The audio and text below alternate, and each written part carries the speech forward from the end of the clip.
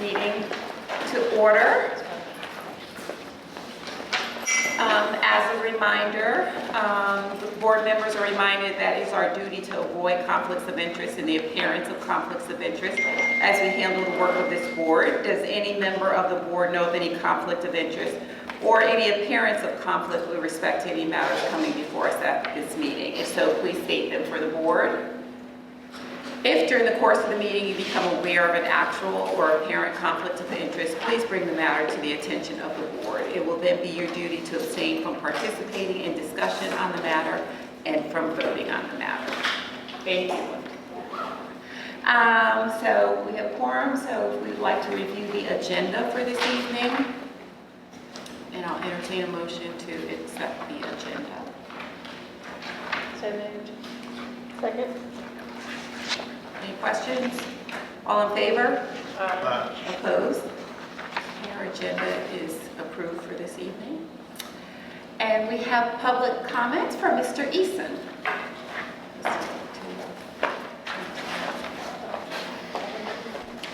Howdy, Yes, here, I'm everyone. giving you.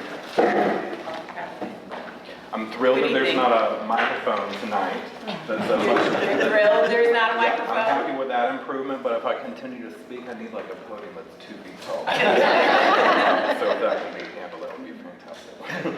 Work with me, or please have patience with me. I decided that I was going to attend this meeting 10 minutes before I actually left home, so this will be the second time that I'm reading this. So Okay. sorry for mistakes. During the last academic school year, at a board meeting similar to this, members all heard from a group of parents, myself included, who had concerns regarding illegal and unconstitutional practices at NCS, along with serious concerns around the lack of diversity, equity, and inclusion. As a result of that meeting, a group was formed that consisted of teachers, administrators, and parents, all in hopes of moving the much-needed work forward.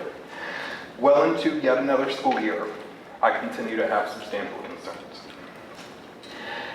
After that meeting, I spoke with a couple of board members and was taken aback by comments where they noted the extensive number of years that they had served. With best practices, term limits are a logical standard. They serve to ensure that organizations are infused with new and innovative ideas so that concerns can be addressed and systemic and cultural issues can eventually be rooted out. And yet those things continue to be prevalent within NEWS. In the past year alone, NEWS has been hemorrhaging some of its best staff. New teachers are sometimes lacking proper credentials, and wages are often well under the professional norm. A common thread that I've often heard is a sense of hopelessness and of administrators feeling like they must hang on by their fingernails to make it. From the outside, it's hard to see where any real progress has been made. In terms of the equity working group, the sole board member, Ms. Dixon, has attended a couple of those meetings. The utter silence and inaction of this board have been deafening. In many instances, the leadership of this board has failed. And in many instances, it continues to fail. Before you know it, your legacy at NCS may show that you sat idly by as the institution collapsed. The school has tremendous potential.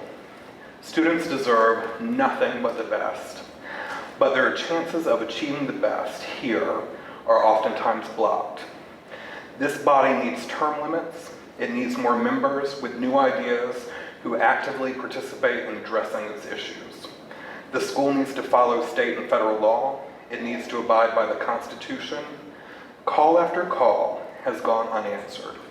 Progress has been stifled, and yet here we are again with another year having passed. I'm hopeful that a new executive director can help lead the school forward. I'm cautiously optimistic though. As I said in an email yesterday with Ms. Dixon copied, I hope that this body understands that just because it pours fresh water into a poisoned pond doesn't make the water safe to drink. Please don't continue to set up members of this administration to fail. The success of our kids often depend on them, but their success depends on an institution that actually supports them. That's equitable, just, and supportive. not one that chews them up and spits them out as if they were simply replaceable cogs in a machine. That's it. Thank you. Thank you, Ms. Eason, for sharing your perspective with the board.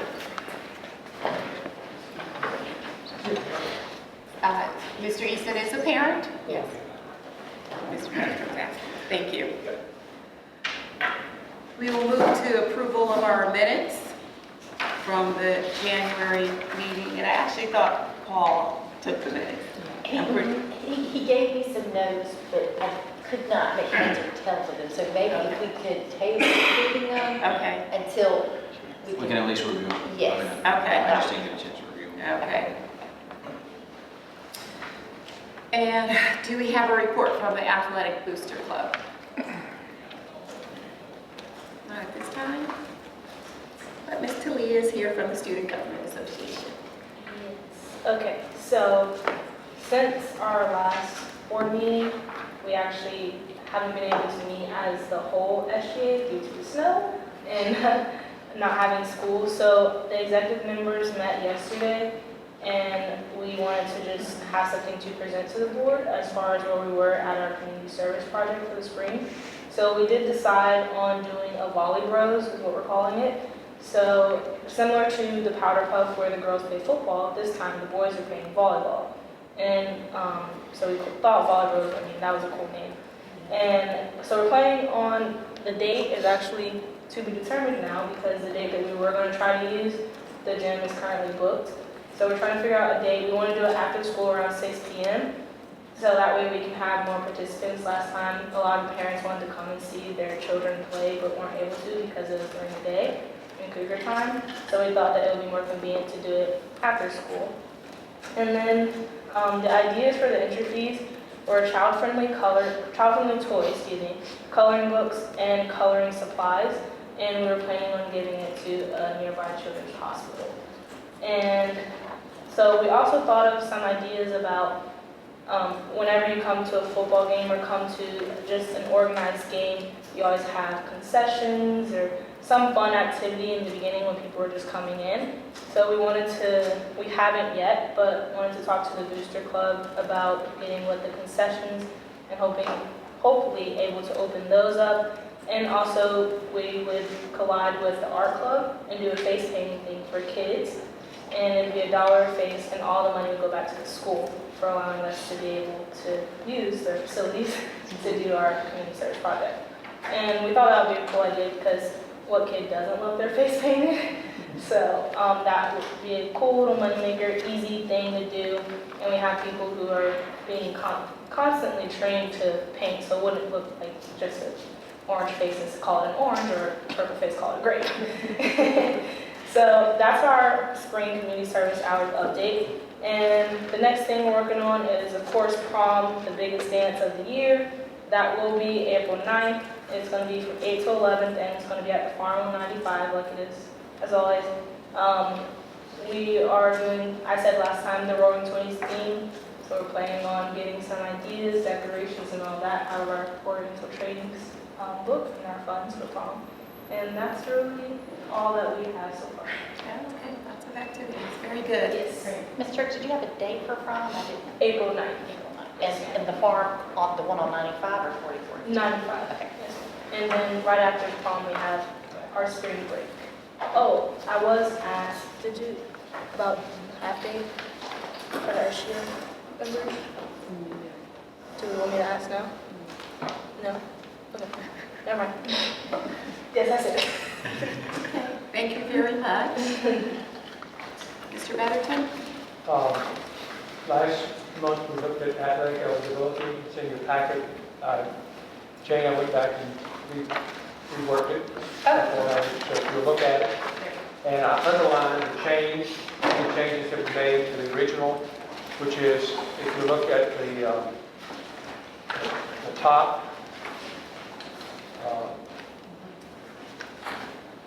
it says middle and high school. It says the student must not be absent from school more than 8 days the previous semester. That parallels your attendance policy. So we thought that needs to be in there. Attendance was not part of the original We thought attendance should be part of the original, part of the policy. And then the only other change in the middle school, we added have a C average. And of course, a C average means that you could have a D in a class as long as you got a B to bring it up. Is this a C average across those 4 classes or a C average in each of the 4 classes? In the C average in the core classes. In each one, you have to have a C. Is that correct? No, of the 4, English, math, science, and social studies, you got to have a C average in those 4. So you could have a D in English as long as you got a B in math. This is where we said last time we were going to do some verbiage change. We're going to put a minimum of a C average. Okay? Instead of you had to have a C, a minimum of a C is what your intent is. Okay? That's our terminology from last time. Okay? And there was discussion that a C average was definitely minimum.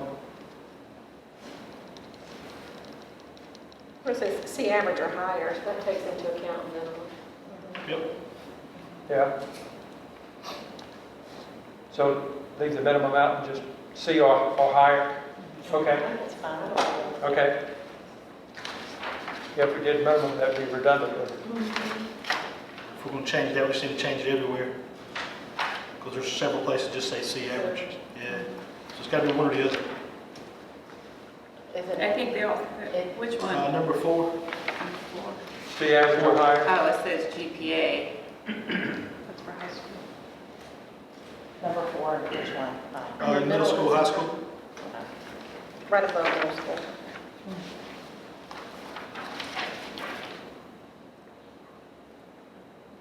You could just change Okay. that to must meet the grade and attendance requirement. Pardon? You could just change the number 4 to must meet the grade and attendance requirement. So that, that you outlined in another place, but Yep. That would work too. whatever is easiest.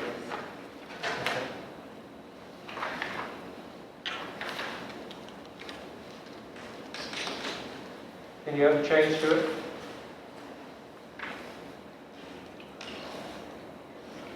So we're just adding or higher to number 4? C average or higher? To make it consistent. Then you got high school on the back, don't forget that. And we change that to a 2.25. It wasn't 2.0.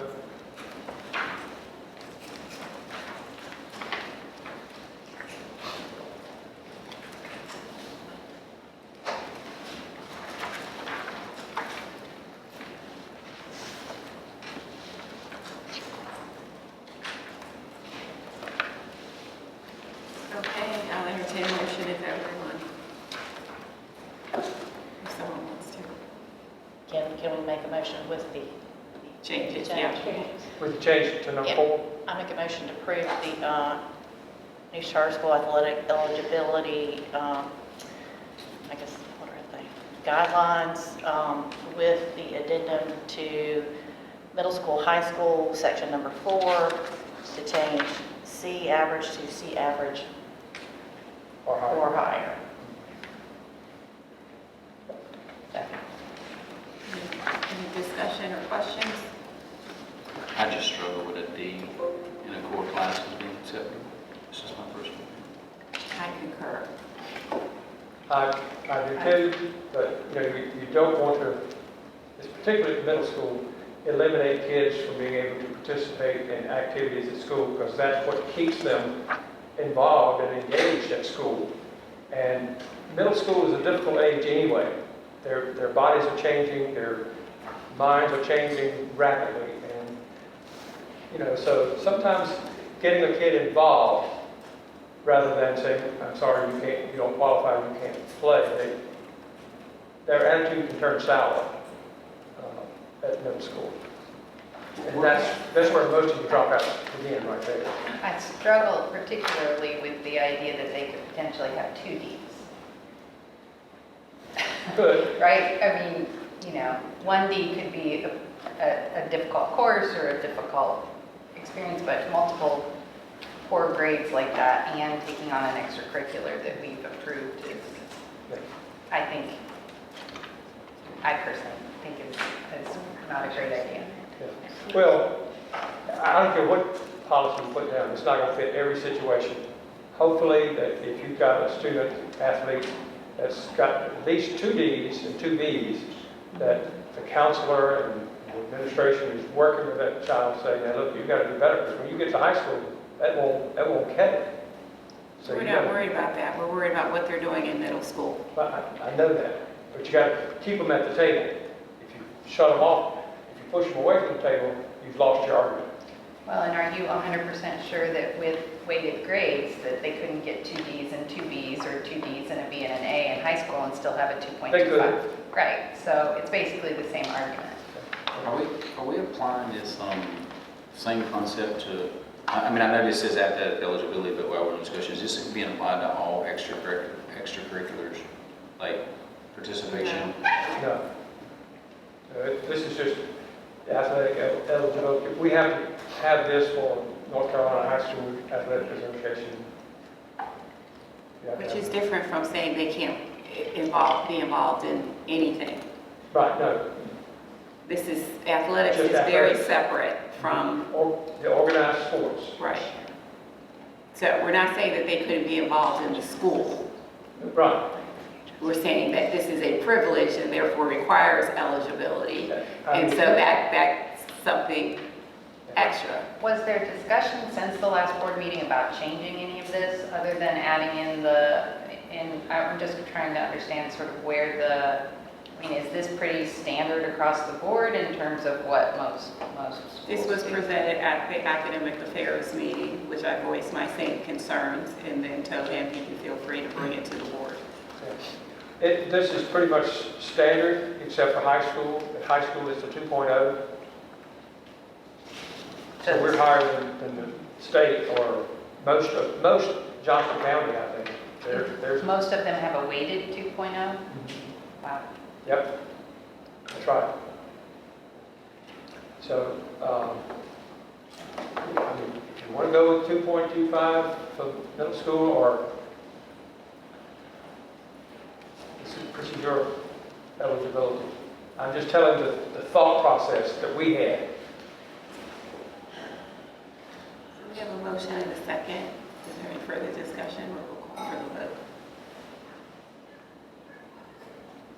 All in favor? Aye. Opposed? Opposed?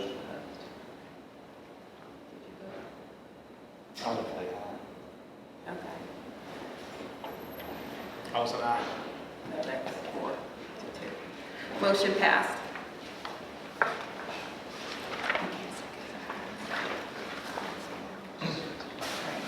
One of the issues, And I would hope that a coach would know if that student was engaged or not. That's your judgment. Did you have other items for Oh, your yes, uh-huh. Okay. you flip over to the next in your packet. Substitute teachers, of course, is difficult to find. One of the thoughts we had was to change the requirements of substitute teacher. Of course, you certainly want to find the best qualified person you can find, but if you don't have so many to choose from, you have to figure out how you can get the best out of it. So we have the general description of substitute teacher in your packet.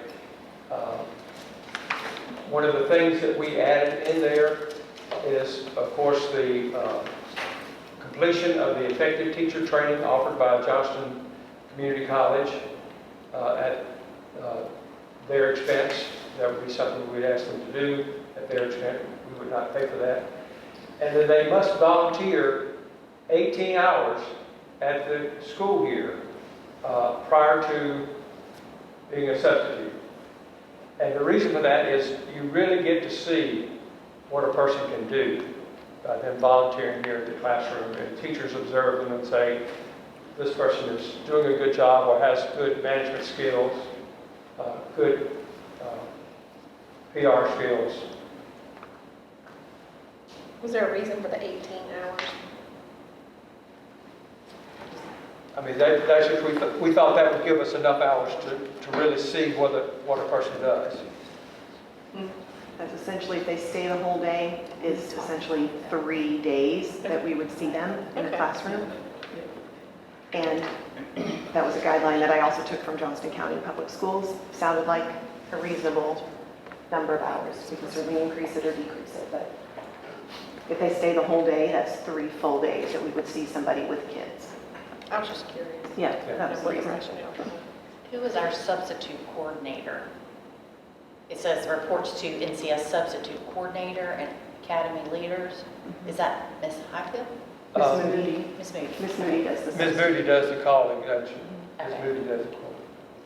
Are there any exceptions to the education and experience? So I understand what the minimum and the preference is, but if, for example, someone has a teaching degree, for example, would they still be required to do the 18 hours in, because it doesn't say that there are any exceptions made, and if you would be, you know, I think there are probably some people who are licensed, Right. who, for whatever reason, don't want a full-time job. Right. Right. And to me, at least, if you've gotten that far, you maybe, I don't know. I just Yeah, you don't need the 18 hours. Right. But what is minimum here for your education experience? That's high school. High school. No, I mean, are the rest, so then the rest are required? You have to have a minimum, and by law, you have to meet at least the minimum. You could do preferred. So are you saying all these 3 things are minimum? What is the minimum requirement? Just so you have high school diploma? That's a minimum requirement, high school. Only that? And Volunteer. volunteer and, Right. So all 3 of those things are minimum education and experience, which means you cannot, by law, hire anyone who doesn't meet the minimum requirements. So Okay. you always have to be careful of what you put as your minimum. Okay. and then we So, can put, And then state your preferred after you. and state then your preferred, minimums. yeah. So you're saying they have to complete the teacher training program? Because you couldn't hire anyone who didn't. Right. Well, we could if she has, No, you can't if you say that's your minimum. okay. Because you could be sued by someone who has the minimum and you didn't hire them, but you hired someone who didn't meet the minimum requirements. That's But an if you- EOC. But if you had a minimum and someone had a college degree, you can prefer that person as a college. If you say a college degree is not required but preferred. You have to do what your minimum baseline requirements are and then preferred. Right. And what I'm hearing is that they're saying their minimum is you Yeah. have to have a high school, you have to volunteer, and you have to complete the effective teacher Right. training. Right. On the third one, could we say, or a, like, if you're talking about someone who is actually a teacher, Mhm. you know, could we say? But you all are, yeah, sorry. Yeah, that's great. You all get what I'm saying? yeah, those with a state teaching license are exempt from Yeah. the above, or however we word that. I can adjust that You put that where And- now? On number 3? on the, where would I put that? Or what's Because do that? you want them just to, if they have a state teaching license, they can forgo number 3 or number 3 and 2? I think you would probably say one of the following, completion of effective teacher training. What's App Garden University? What's that? That's just another place where you can get the effective teacher training.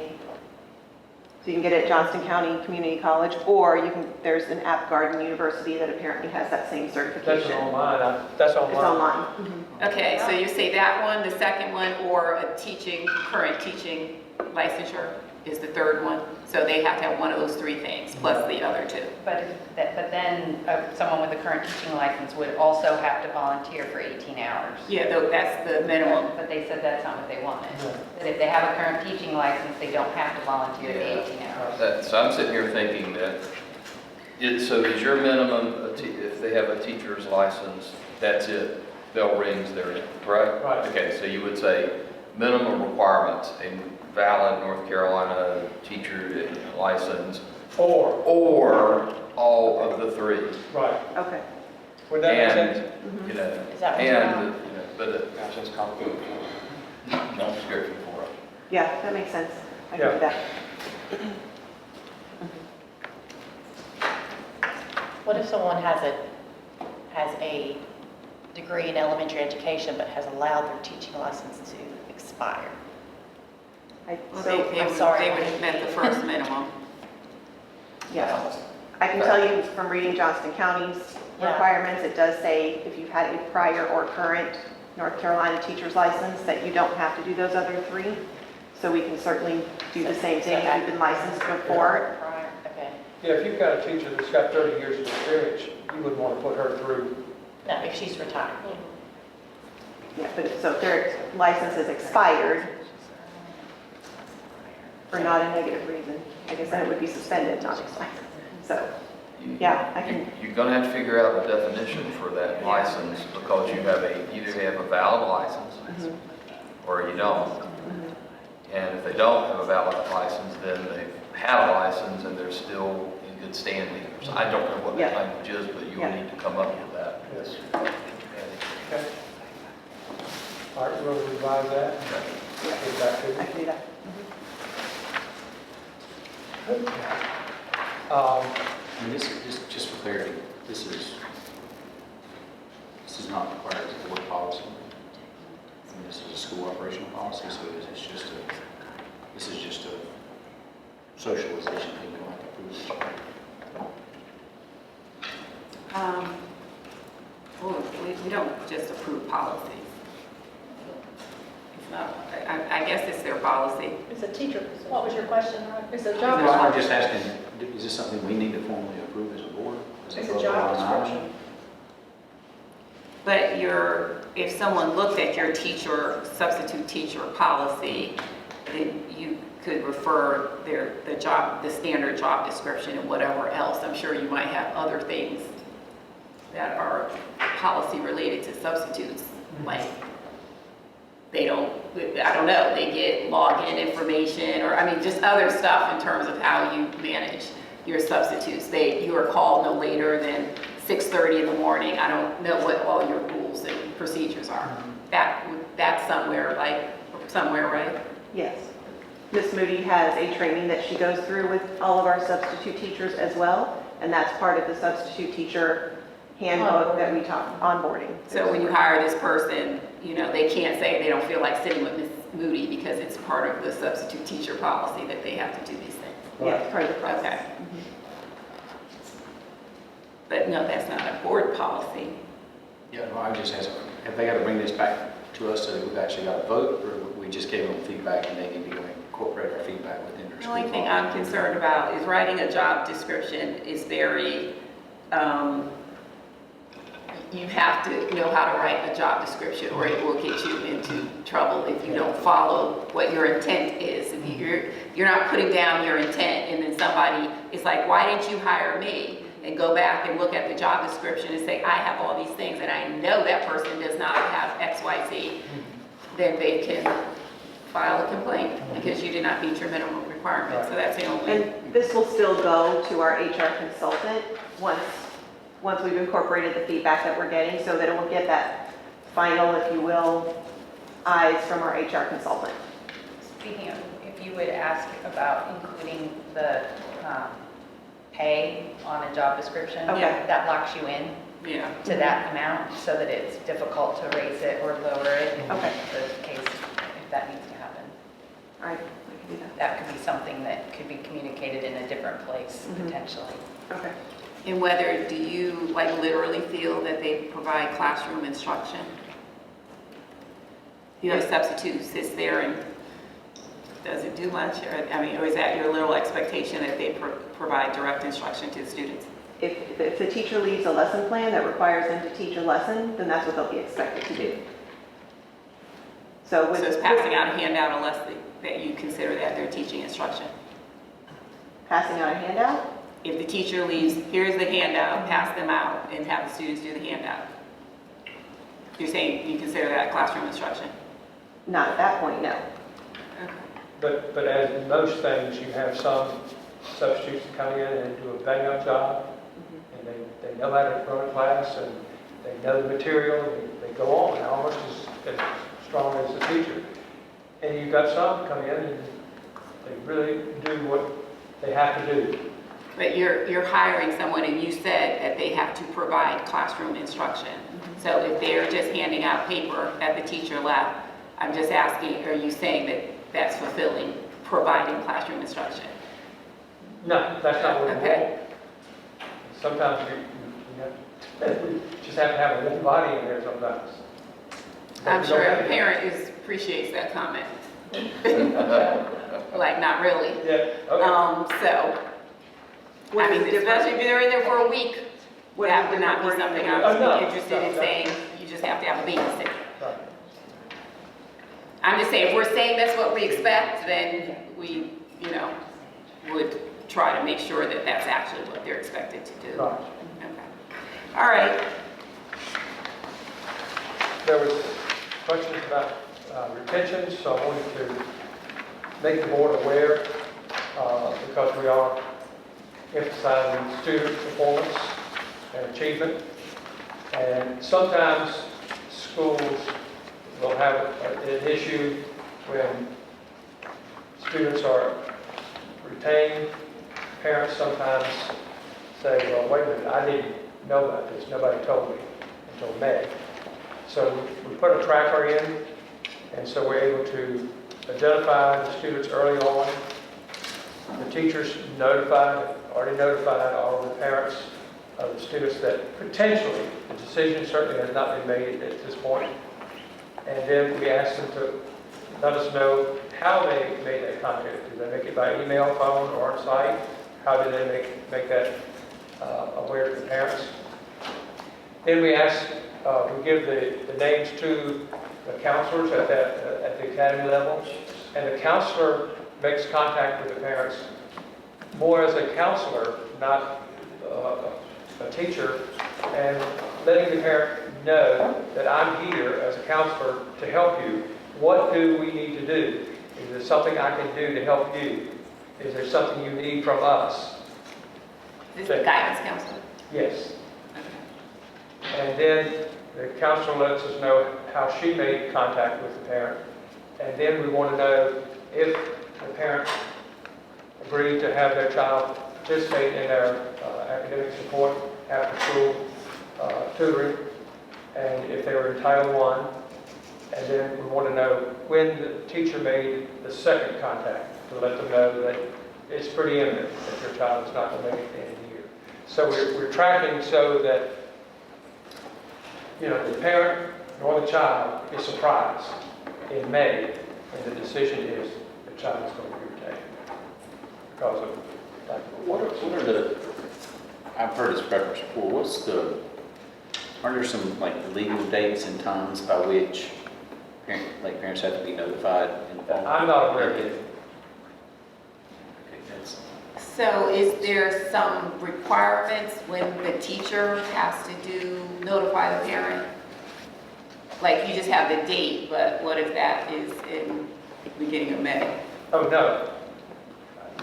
We've started this already.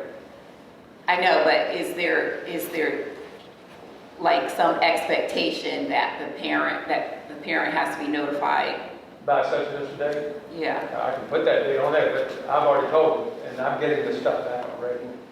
I would encourage us just to go verify that, because I know we were told differently before about that there was an issue one time where there was some discovery that they thought there should have been some students retained, but it was in like, I forgot, like March or something, and we were told that, oh, no, like by law, they had to be notified at some point earlier.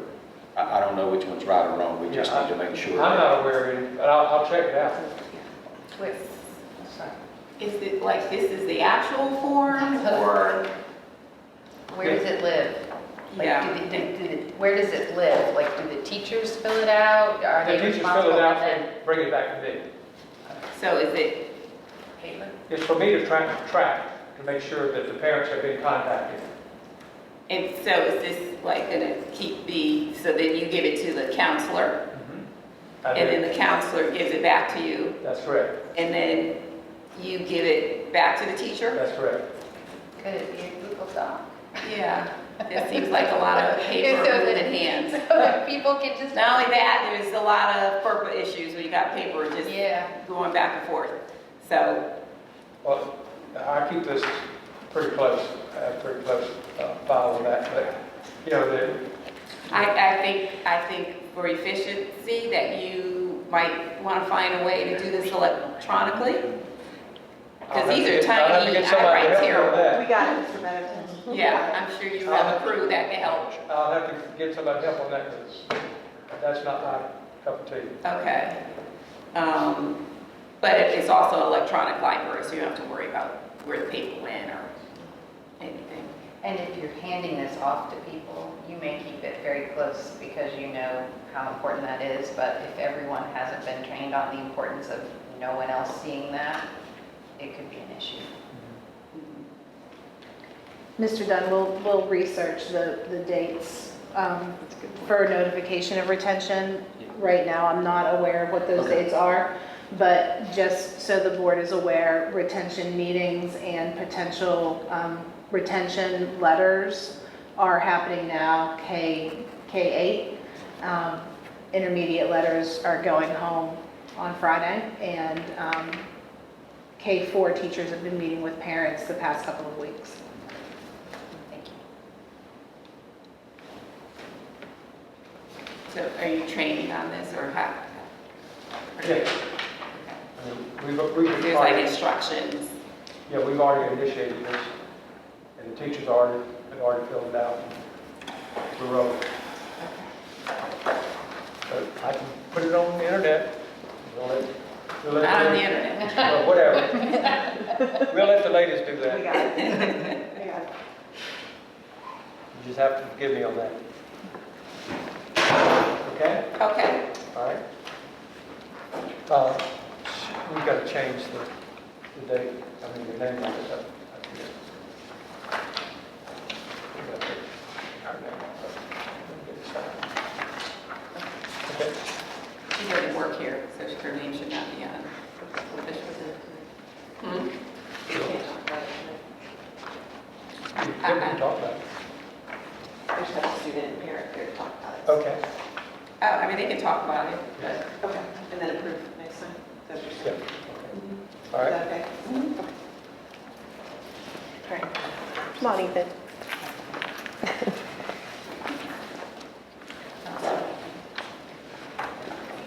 So in your packet, there is a field trip request for an overnight trip to Myrtle Beach.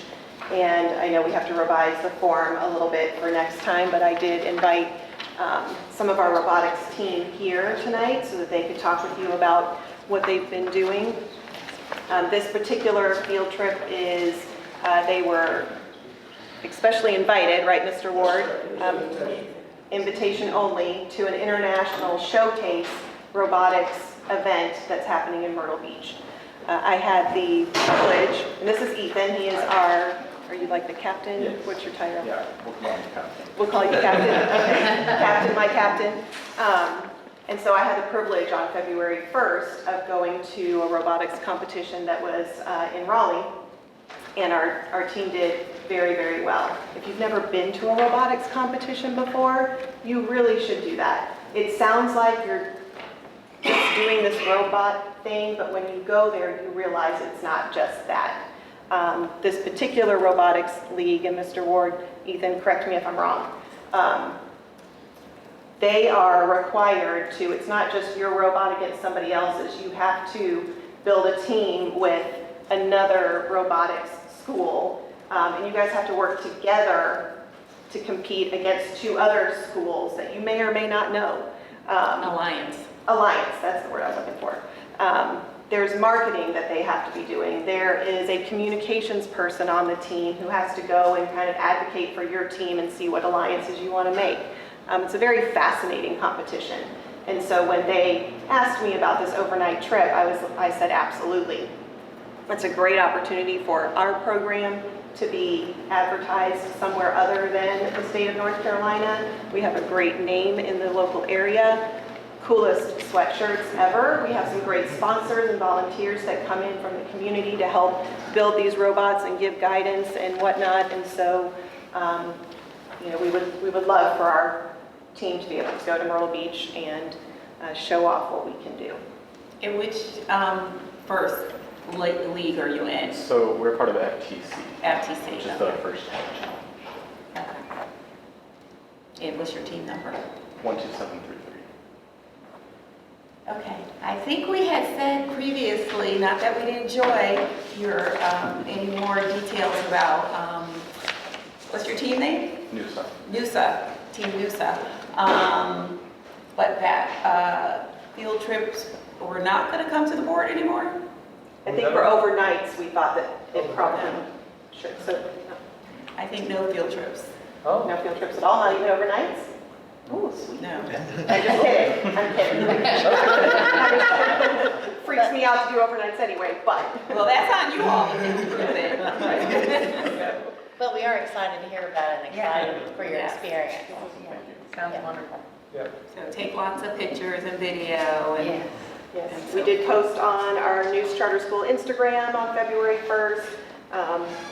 And so we try and do that as much as possible. If you go upstairs any day after school, they've got that hallway on the 3rd floor, the big, you know, mat and your competition field. Yes, ma'am. Up there, robots are going, it's pretty cool. So I wanted to make sure we highlighted that for our school.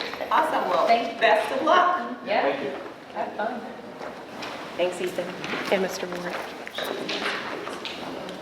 So we'll note that again. Rodney reminded me Okay, of that, so there's no need to return. okay, all right. Yeah. We'll fix that and approve it after. Okay.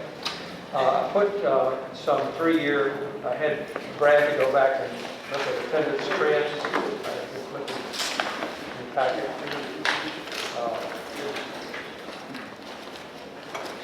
We're trying to improve attendance here at News and encouraging students and parents to be regular in their attendance. Trying to put as much emphasis on that as we can. So I just thought it would be good for you to see those trends. Then I ask, Can you explain this chart or this data? well, the PMR is your principal's monthly report. Okay, That's every 20 days. The principal has to send a report in, attendance report into DPI. And so that's the first month, second month, third month, and all the way through to the 9th month. And then, of course, the years on the side of the 3rd row is this year. And as you can see, it's a lot of up and downs. But the 6th month, we saw an increase over the previous months, 6 months for the previous 2 years. The 5th month, we were down a little bit. 4th month, we were up. So it's just up and down. right. But I think And it's so these numbers represent actual butts and seats on for the month? right. Okay, not excused absences? No, Okay, and he actually showed up. okay. One body. Okay? Then I asked Dr. Schwartzlander if she would come and tell you a little bit about what she does and how she goes back and assesses and dissects what the children are learning and where their shortcomings are and try to plug those holes during the year. So I asked her if she would come and, In relation to attendance, or this is something totally oh different? no, academic. Classes. John, before we go into that, I was looking about what Ronnie mentioned about when parents had to be notified, and I can give you all that statute number if you'll go and look at that. What I have located is NCGS 115C-83.9, and then there are a couple of other statutes that are referenced within that. And so you're saying there is actual statutes of the amount, when a parent has to be notified that their child is likely to? So I would, without having to look Right, at it the whole or day, read I have it. to look at it all day, but what this says, it's notification requirements to parents or guardians shall be notified in writing and in a timely manner that the student shall be retained unless he or she is exempt from mandatory retention for good cause. If the student is not demonstrating reading proficiency by the end of the 3rd grade, and this may be specific to that particular situation. Is there a specific situation for students that aren't reading proficient? That's by our third grade? teacher Yes. sheet. Okay, so that may be specific to that, but at Right. least it'd be a good start to, and then,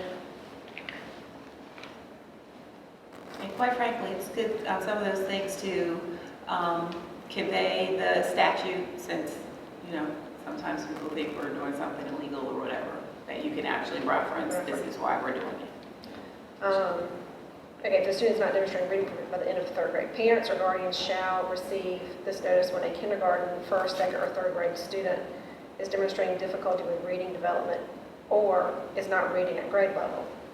Parents or guardians of any student who is to be retained under this provision of GS 115C-83.CA. I'll tell you what that is. That's that particular statute. It deals with elimination of social promotion.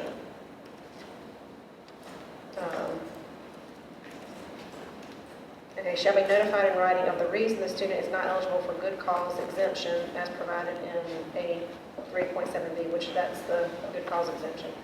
Written notification shall also include a description of proposed reading interventions that will be provided to the student to remediate identified areas of reading deficiency. Parents or guardians of students retained under 115C-83.7A, and that's the social promotion statute, shall receive at least monthly written reports on student progress toward reading proficiency. The evaluation of the student's progress shall be based upon the student's classroom work, observations, tests, assessments, and other relevant information. Teachers and principals shall provide opportunities, including but not limited to information sessions, to discuss with parents and guardians the notifications listed in this section.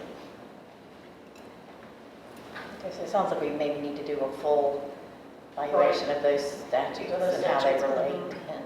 And a lot of that does read as read to achieve legislation. For that Which particular is third grade level? correct. Okay. But we also, I think we mentioned this in academic affairs, that your new procedure needs to be aligned with the retention policy in the handbook.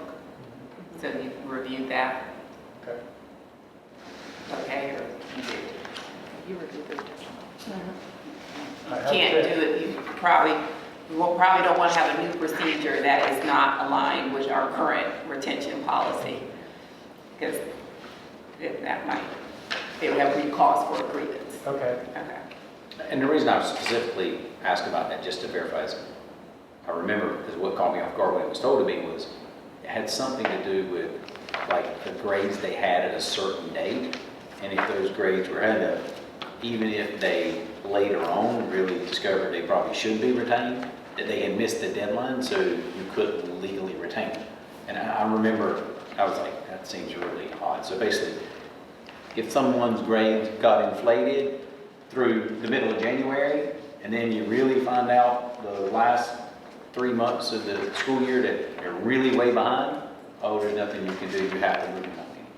So let's just verify what Yeah. legally. But I'm not aware of any such thing. Okay. And I'll continue to look too. Okay. Before, if I may, before we get into looking at some sample of check-in data, I did present to you an overview of what the Intermediate Academy has been engaged in and what we're looking forward to. First, I wanted to touch on the academic support sessions. We began them last Tuesday. We have 89 students in grades 2 through 8 enrolled in academic support sessions, attending 3 days a week after school. Saturday enrollment, this past Saturday, we canceled because of the weather, but the Saturday enrollment numbers are lower. So as we move forward into 2021, and if we maintain this sort of model, we'll look again at whether or not that is a valuable use of time on Saturdays, looking at our attendance numbers. We targeted students who were not receiving additional supports during the school day, therefore students who are not enrolled in Title I services or receive EC support. We were targeting students who did not receive those. The students who are on the cusp of becoming proficient 3s are students who are right there, and just with a little more time and intensity, we believe that we can go ahead and push them into a proficient range of scores. We are doing progress monitoring for our students. I'm sorry. In language arts, we're monitoring using DIBELS, which is a component of the M-class assessment that we do in K-3. DIBELS is a progress monitoring tool that measures oral reading fluency and reading comprehension all the way up through grade 8. It is vetted and evidence-based. Math will be using released NC check-in problems and standard targeted assessments to progress monitor student growth as well. And progress monitoring data is going to be shared with me at the end of each of those Saturday sessions. And if the board would like, I'd be happy to present that growth documentation to you after those Saturday sessions. Any questions about the academic support sessions before I move on? I checked with 4 teachers today, and I asked them, are the students really taking it seriously and are they working? Their answer was yes. The second improvement in the Intermediate Academy is going to be a required elective called Bridge 7 and Bridge 8. The Bridge program is being born out of a conversation that was had at Academic Affairs over concerns around freshman seminar in preparing students to be students on a college and career ready path to have those skills necessary for success in high school and beyond.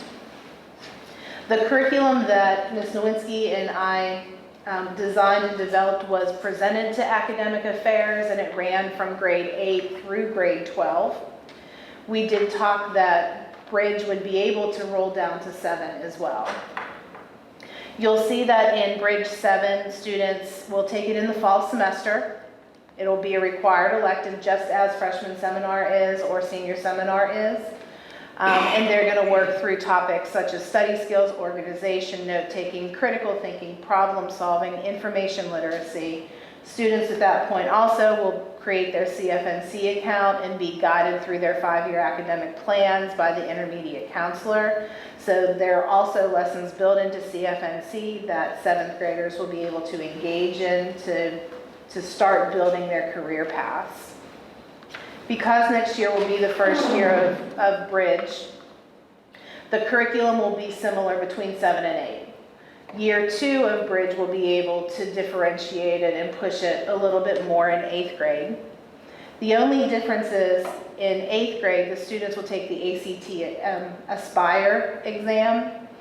The counselor will oversee that as well. And as you'll see in the minor bullet point, the Aspire measures student progress towards meeting college and career readiness standards, determines if they're on target for college and career readiness, provides instructional actionable information for educators, informs evaluations of school program effectiveness, and it informs students about their readiness for advanced high school courses.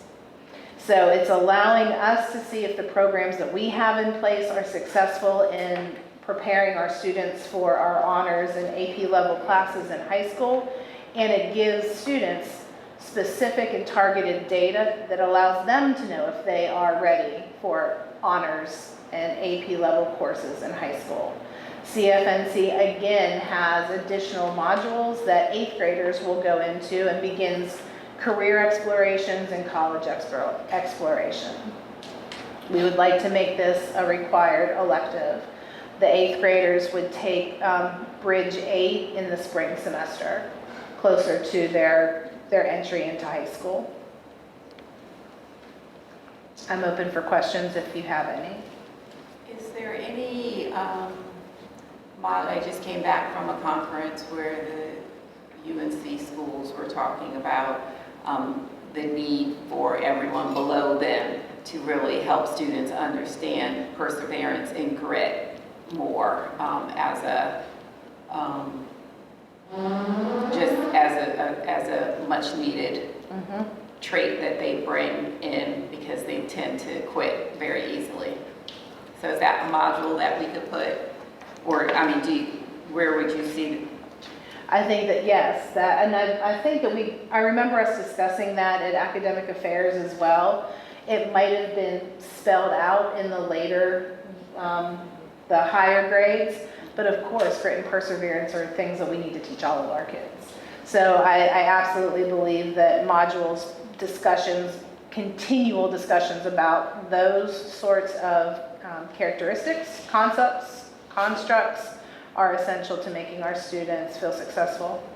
Because they kind of present it as a foundational skill that everything gets. So note-taking means nothing if they find it difficult to take the notes and they just stop doing it. So it's like the first layer, and then they wanted us to build, this was for our ACA 122 course, which is like freshman orientation. And then they wanted us to build everything on top of that. When we build and design the curriculum, absolutely, that can be the introduction to the course. Okay. And I know they cover that pretty well in freshman seminar as well. Is this Grit. No, this isn't, but I'm just saying, I know currently in freshman seminar, she does cover grit and perseverance and mindfulness and things like that. So this would just allow us to start earlier. Yeah, which is. Can I just ask, because I remembered us in academic affairs discussing technology, and I don't remember where did you all decide, is a focus on technology going to be in the 7 and 8, or is that up higher? Is that sort of woven through everything? I think we talked about the need for sort of 21st century kinds of skills. I just wasn't sure where you landed. We just did something where literally the first semester you start at JCC, you have 8 different software systems you have to interact with just to be a student there.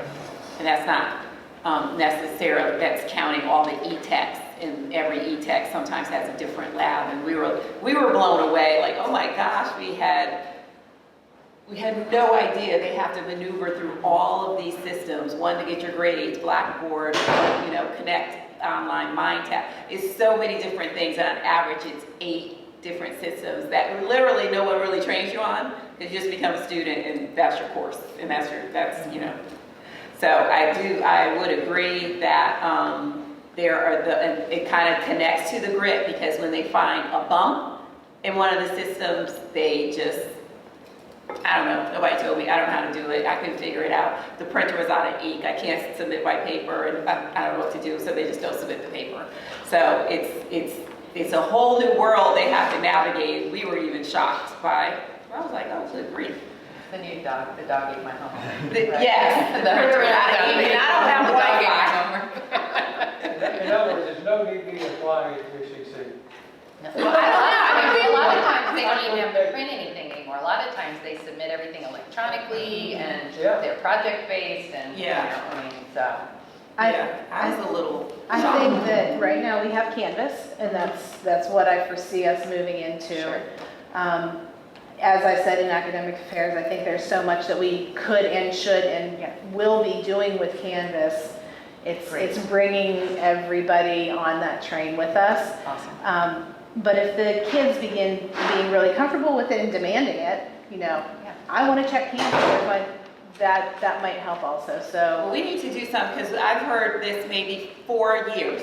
I know That we're gonna get there, and we gotta, this is not in my mind, like an optional thing. And so it's been a number of years that we're hearing the same thing. frustrations.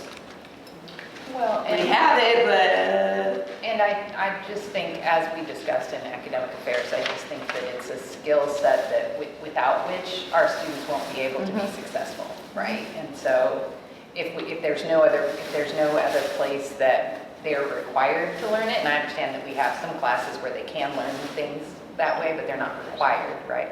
Correct? That's correct. Yeah. So just something to consider. This looks great. Yeah. Thank you. The last couple of bullet points, I'm actually not sure, because I wasn't sure if it was a board-approved policy that 5th grade was classified as intermediate, or No. or how that happened. So I'd like to make a proposal that we reclassify fifth grade into the primary space. They were transitioned to the intermediate space for the 18-19 school year, and the rationale, I understand, was to build a bridge between the divide between the primary and intermediate academy and try to make that transition a bit smoother. But in those year and a half that this has happened, I believe I have seen fifth grade students take on more of the personality of middle schoolers quicker, including the drama that goes along with it. I don't feel like they are socially and emotionally ready for everything that they think comes along with middle school at 10 and 11. And there really is scant evidence and research that supports the benefit of earlier entrance into middle school. There are pluses to reclassifying fifth grade as primary. We're able to be more intentional with a step-up program, where in the plan that we have, fifth grade students would still see intermediate and senior academy elective teachers, but they would be housed in the primary unit space. And that primary unit space is designed for students who are 9, 10, 11 years old.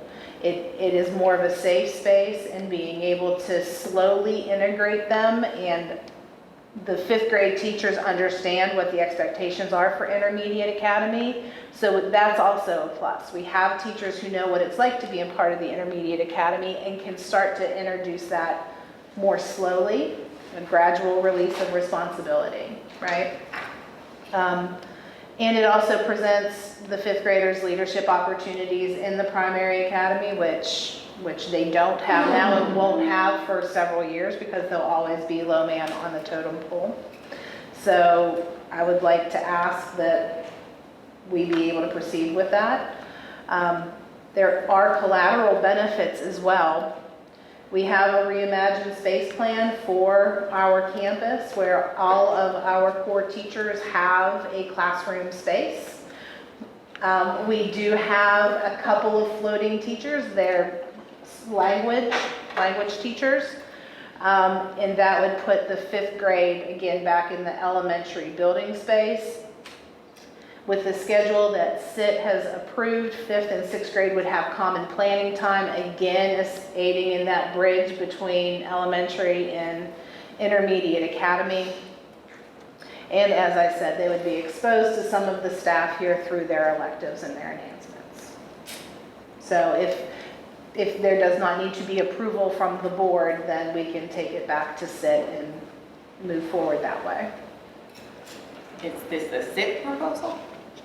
Well, I wasn't sure. None of us could really answer if the board voted yes, we're moving fifth to intermediate, and if it was a board approved. Okay. Okay, so then this is what I'm going to take back to SIT. Do you have any feedback for me to take back to SIT? I think it's an about excellent this? idea. Yeah. Okay. Yes, doesn't make sense the way we're doing it. Okay. I don't remember. Well, I think, I think it was wrapped up in when we redid the whole naming of the academies. But The proposal, organizational proposal.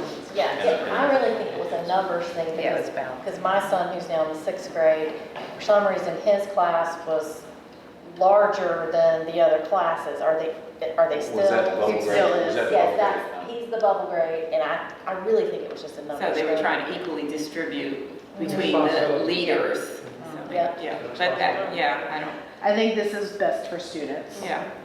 Okay. Would that start in 2020?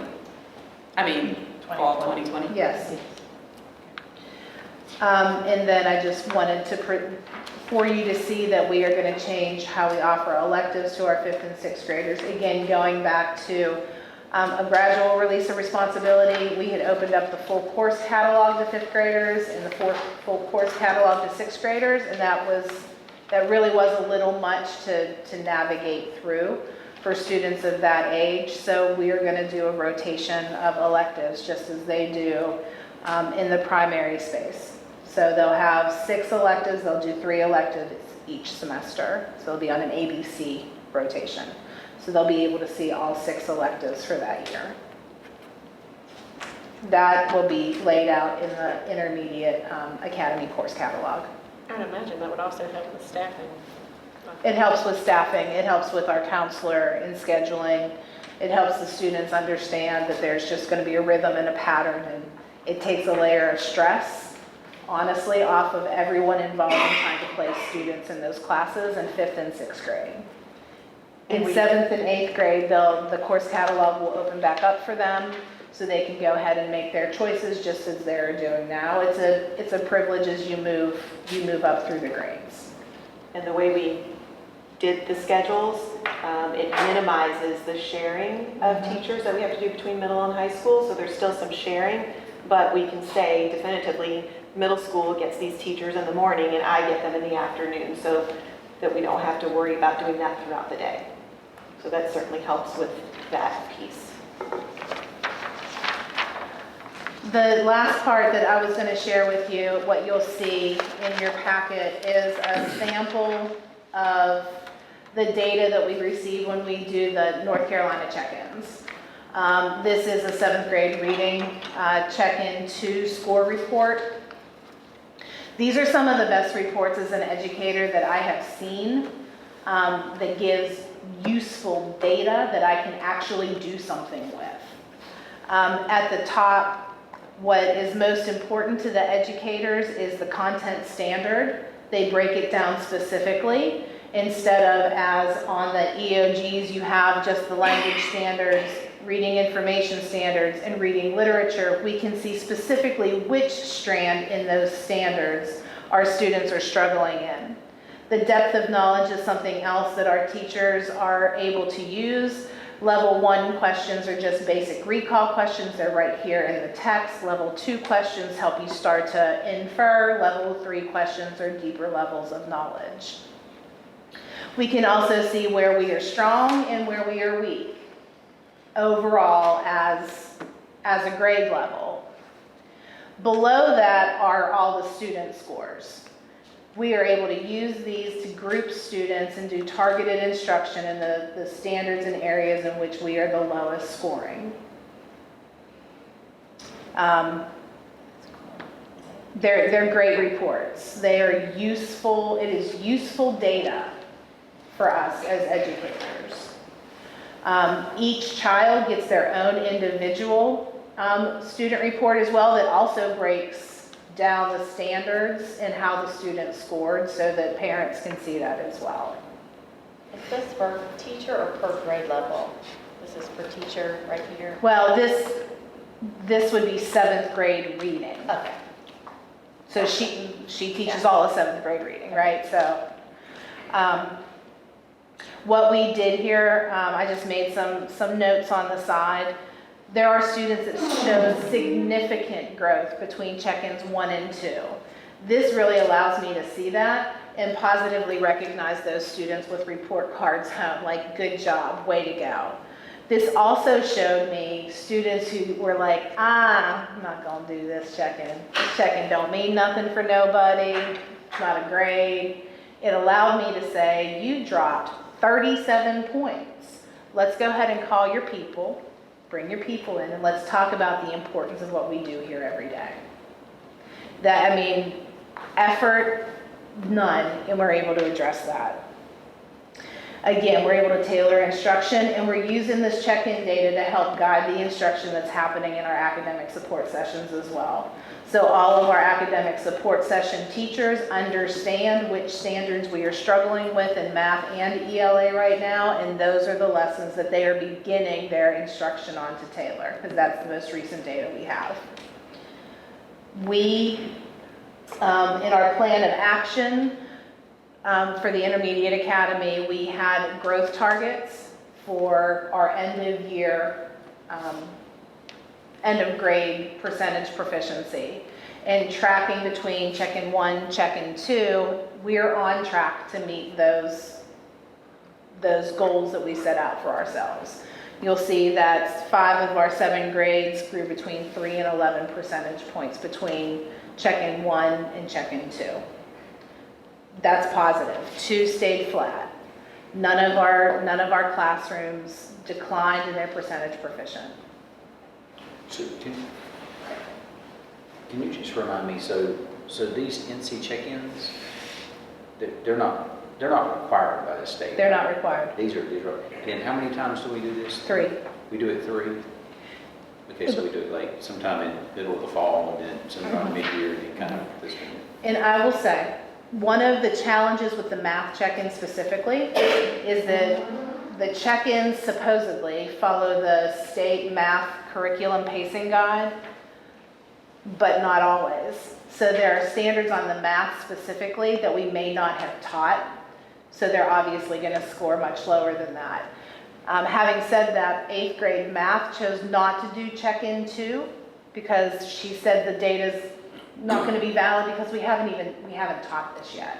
So she's going to do the last check-in, the first check-in and the last check-in to look at that data. I allowed them to have the flexibility to do that. So do these check-ins apply, is this just 3 through 8th grade? Correct. Okay, and then are there other assessments that we're also doing throughout the year? Because we always make conscious of like over testing and we just spend time teaching, not testing. So these check-ins, what other assessments are being done in 3 through 8th grade throughout the year? Formal assessments? Yeah, like Common formal assessments? Yeah, I mean, because at one point, right, we had talked about there was going to be some loose charter-specific assessments, but are we not doing those anymore? We are not doing those as we sit here. Okay, so we're just using the NC check-ins in 3 through 8, done 3 times a year to be the indicators of progression throughout the year, so that hopefully when we get to the end of the year, those check-ins validate where we're at. That's exactly correct. They're created by DPI. The questions are aligned to the wording of the tests that we'll see at the end of the year. What we've done in the past have been pulled questions from a database that was also given to us by DPI, but they were teacher-created questions. So these are worded as the end of grade test questions are going to be. So it'll be interesting to see at the end when we do, as Dawn likes to say, we're reflective practitioners. Right. We look back and say, did the data correlated in the 3 stages? Did it align to where we end up? It'll be great to see, and I mean, I'm tracking that data. So if check-in 3 looks like check-ins 1 and 2 looked. So you said though the math check-in has some questions that are not in the written curriculum or the... No, it's the pacing of the teaching, the state pacing guide for math is the recommended pacing guide for math to teach.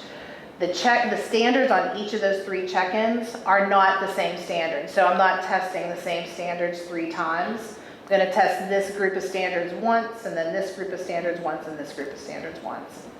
Our teachers may not have taught 3 or 4 of the standards that are on check-in 2 yet. So if we take that check-in 2, the data is going to show that we are not good there, but we just haven't taught that yet. So the ELA check-ins are a more linear way to see our growth. So that's why I gave you an ELA to look at. Because check-in 1 for math, we may have covered all those standards, rock on, it looked pretty good. Check-in 2, we only covered 75% of those standards that are on this check-in right now. The scores are not going to look that great. So, I mean, for each, do you have a description of the written curriculum, the taught curriculum, and the tested? Like, could a teacher tell a parent that? For their specific class, I think a teacher could tell a parent that, yes. Okay. What was that? I couldn't be able to access that for you now. What was that? The written curriculum, the taught curriculum, which may not always be exactly the same, and the tested curriculum, which may not be the same as what you Yeah, so taught. the tested curriculum is listed on like right now you can go and look and see what's going to be tested on NC Check-in 3. Mhm. What particular, But this is but just a check-in. I mean, it's not a high stakes check-in because this is not reported and required to the state. Is that correct? The check-in? That's correct. what I was saying is that the specific, like for example, this year in 5th grade, there were, I think, 2 or 3 topics that were tested but not taught. But they had not been taught yet, and the students were told that ahead of time, that there would be topics on that they had not been taught. But that's just a timing issue, That's not a that timing- they would never teach Right. that. It's a just timing issue, Yeah, but okay. but if you were asking about as far as the curriculum versus, you can go online and see which particular ones are going to be tested on each particular check-in. I may have misunderstood what you're asking, so that may not have answered your question at all. So. No, I mean, I was just really asking, could a teacher really differentiate between the three to a parent? It would be Not everything you're taught, you get tested on. And not everything that's written in the curriculum do you necessarily teach or teach at the same depth, so. I guess too, particularly I guess for math, there may be, if you're tested on one particular subject or several particular subjects during check-in one, and you may be really strong in those, so you're not actually retested on those same concepts or retested on other concepts where you may be weaker in. But I'm guessing hopefully those concepts in check-in two are building on the concepts we're talking Well, about. I think it really, and not so much for the younger grades, but we have to build in this sense of, you have strong critical thinking, because students want, even parents, you didn't teach that and it's on the test. Well, I mean, it's a question that is, we're not always going to teach everything that's going to be on the test, but in general, you might have the concept to be able to answer the question. So that's where we're trying to get to, because if not, they're just regurgitating, absolutely everything and can't think outside of it. I think for the math particularly, I think that, I want to say maybe it was like adding and subtracting fractions or something was one of the things that had not been taught. Mhm. Yeah. So And that's what she's doing now. Yeah, there's like specific things, like specific mathematical concepts. Right, but I'm saying sometimes those specific things, if you know it, you can apply it to a question that you may feel like she never taught me this. But if you learn that, you should be able to answer this. And so students and families, quite frankly, you didn't teach that. Well, if you know how to think and you help your child think and explore, they learned enough on this to be able to answer that, even though that specific question was not in the book or, that's all They can transfer learning. Yes, that's all I'm saying. We get kind of in this very narrow, I'm only going to test you, or maybe it's more families expect, or students certainly. You didn't teach me that, so you shouldn't test me on it. When these check-ins are done, just out of curiosity, are they administered, how is this NC check-in administered? Is it something? As a standardized test. On the computer. They're on the computer as a standardized test. We have. And we ensure that, I'm assuming that across different classes, I'm assuming that they're administered exactly the Yes. same way. Like, one teacher can't say, here it is, do your work, and another teacher say, oh, well, hey, Johnny, no, okay, you don't understand. No, just like the EOG, there's a script. There's a book, a script, teachers sign an ethics contract. It's the same setup. Yeah, because we want to be careful, it's garbage in, garbage out, right? Right. We want to make sure that there's fidelity in what it tells us, otherwise it's useless. So, We run it just the Can same. they request a paper copy of this? Can they request a paper copy of the test? If it's in an accommodation, a student can have a paper copy of the test, yes.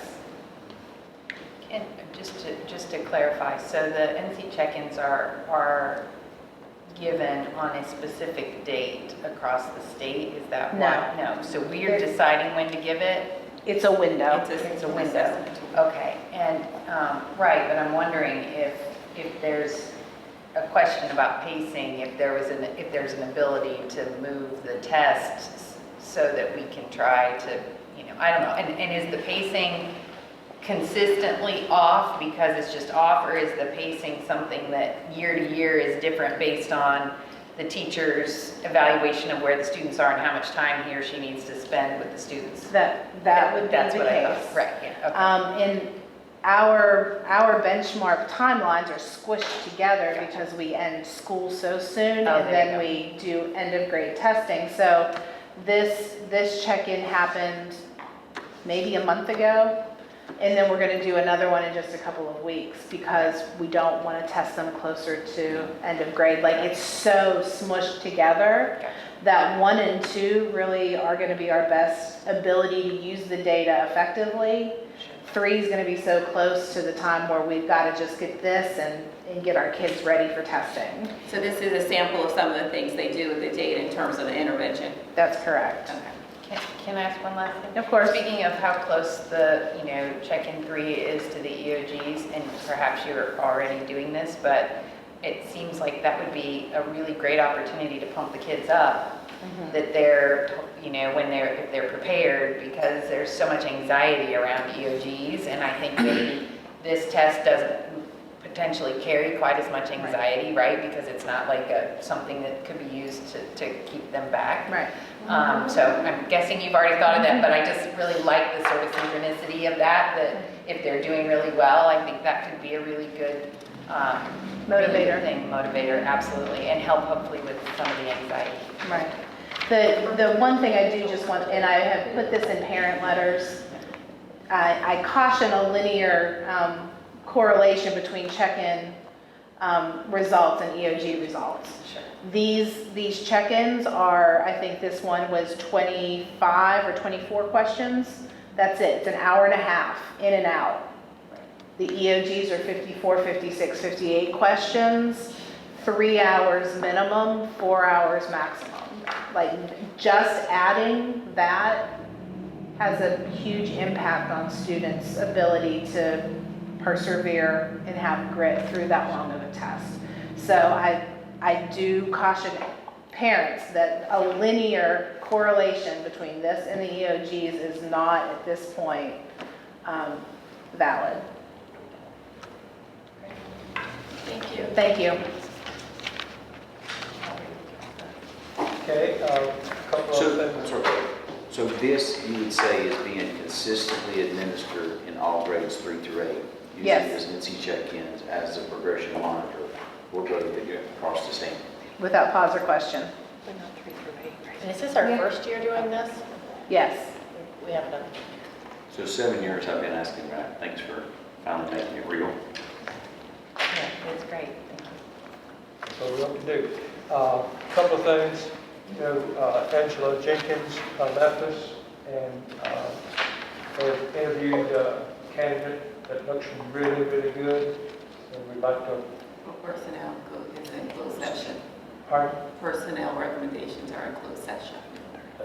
Yeah, I'm just letting you know, I'm not making any recommendation at this point. Just letting you know. Okay.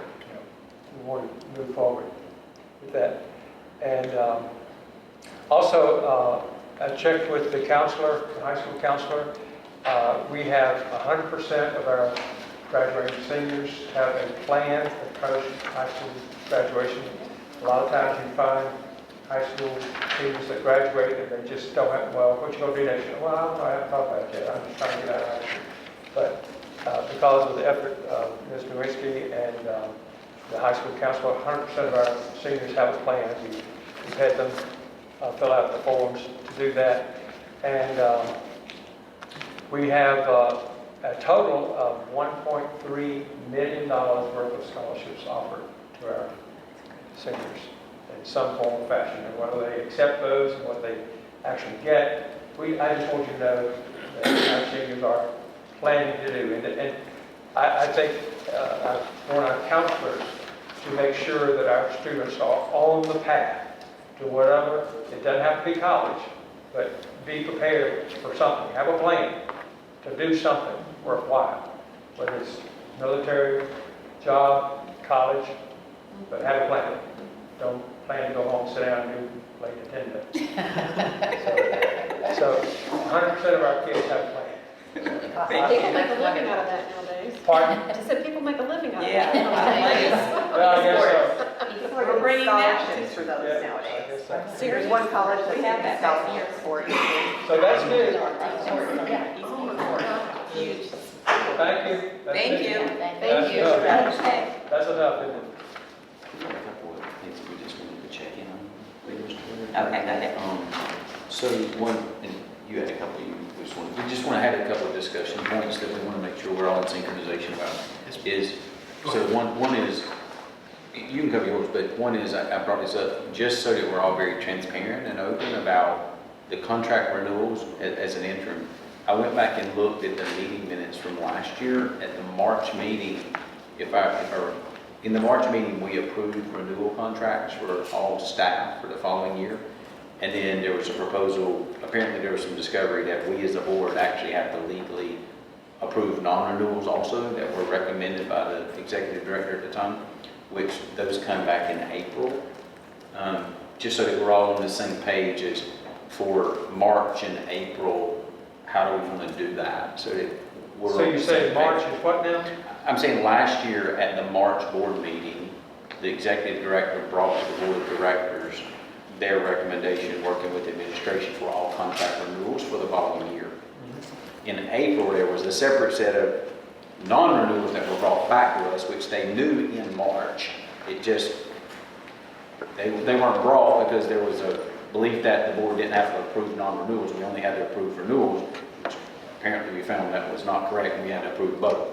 So just so that we're all in plan, that are we expected at the March board meeting that administration, working with you, will be bringing forth to the board the recommended renewals for next year? Okay. And I believe they were just positions.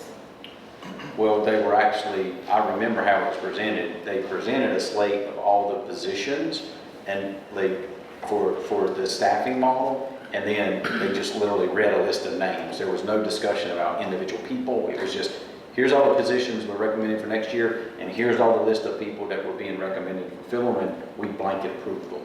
That's how it happened. Right. We I don't didn't, remember names, I just I remember positions. no, she read every single, she read every name, because we had to have the names to approve the contracts for. No, okay, you don't remember names? I don't- You said that happened in You're March. It was in March minutes, because I had them. Okay.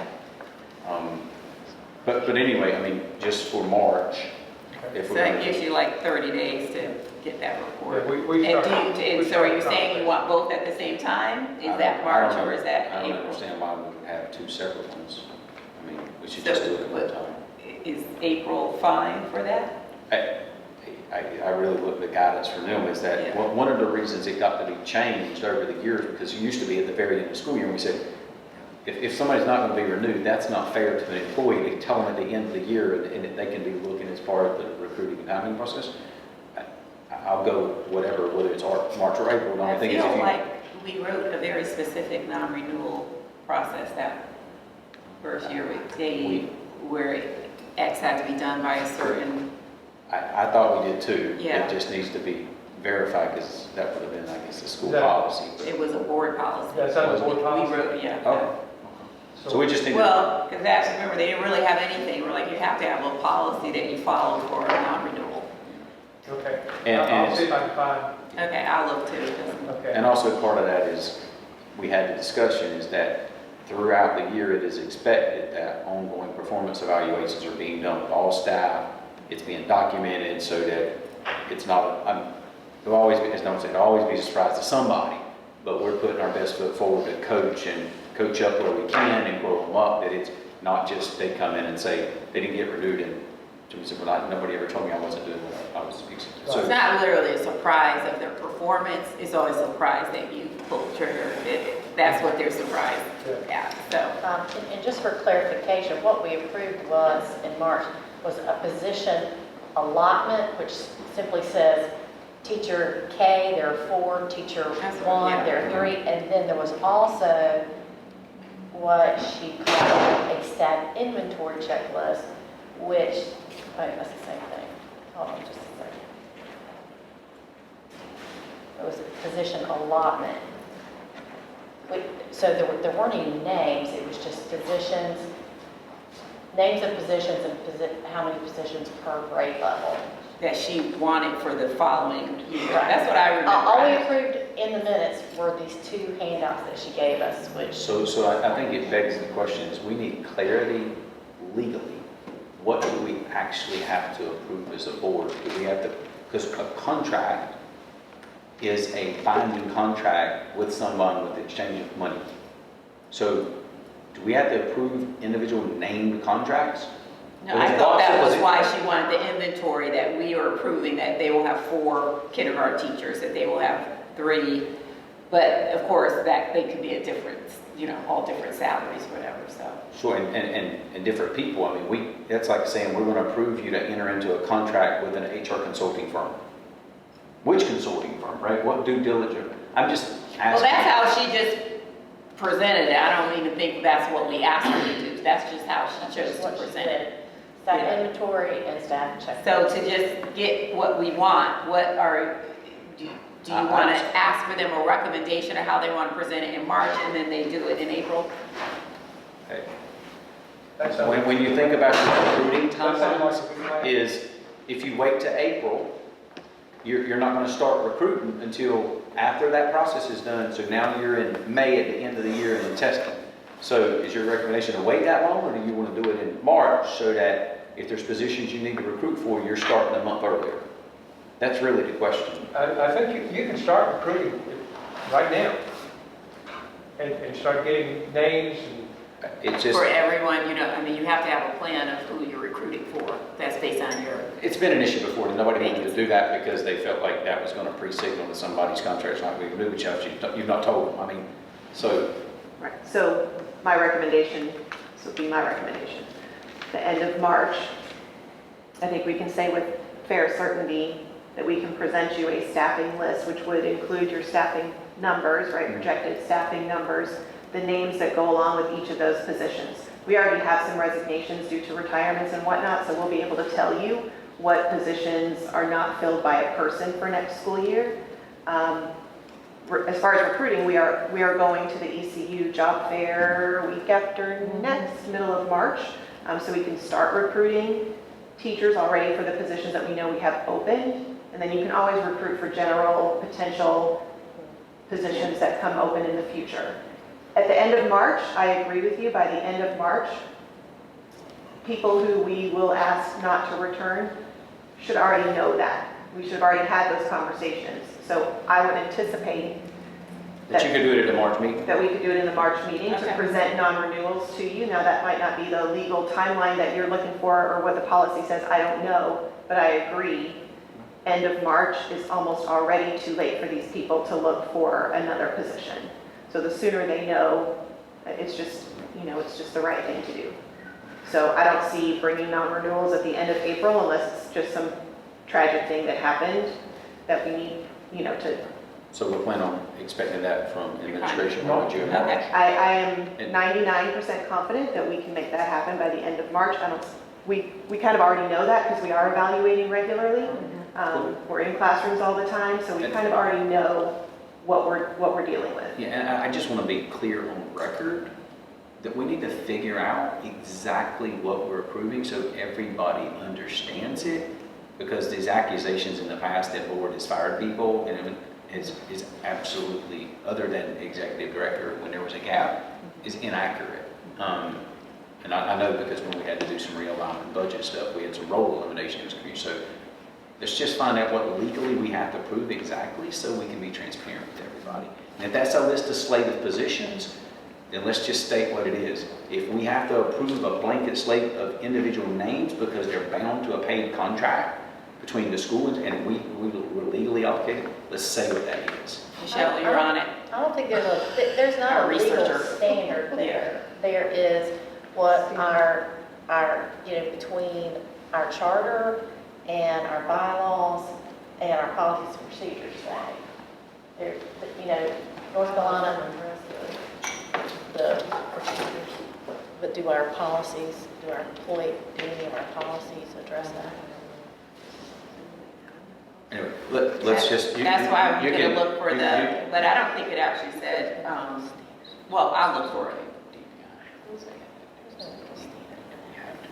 Well, this all grew from when a principal was Right. non-renewed and then grieved that. And then the DPI or the charter school office wanted to know that the approval of the dismissal was, they wanted the minutes. Right. Remember, they wanted.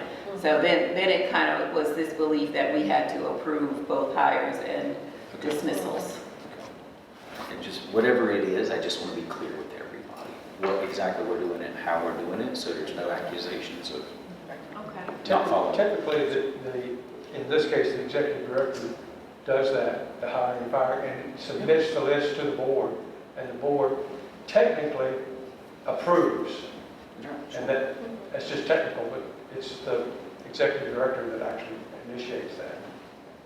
And that is the way we've been That's how- following That's it. what we've Yeah, done. that's typically what it's done in the traditional system as well as in the charter kingdom, but of course, in the charter kingdom, you can do differently if you'd like. Benji? Just had a couple questions, things that we had spoken about before, that just want to make sure we close the loop on. Are we on track to implement the North Carolina MTSS, the multi-tier system of support by the start of next year? Are we on track for that? We have that MTSS in place now. If it's as DPI defines it, do we have a coordinator for MTSS? No. I think charter schools have to do things differently than traditional schools. They can appoint positions left and right, and they got money to do that.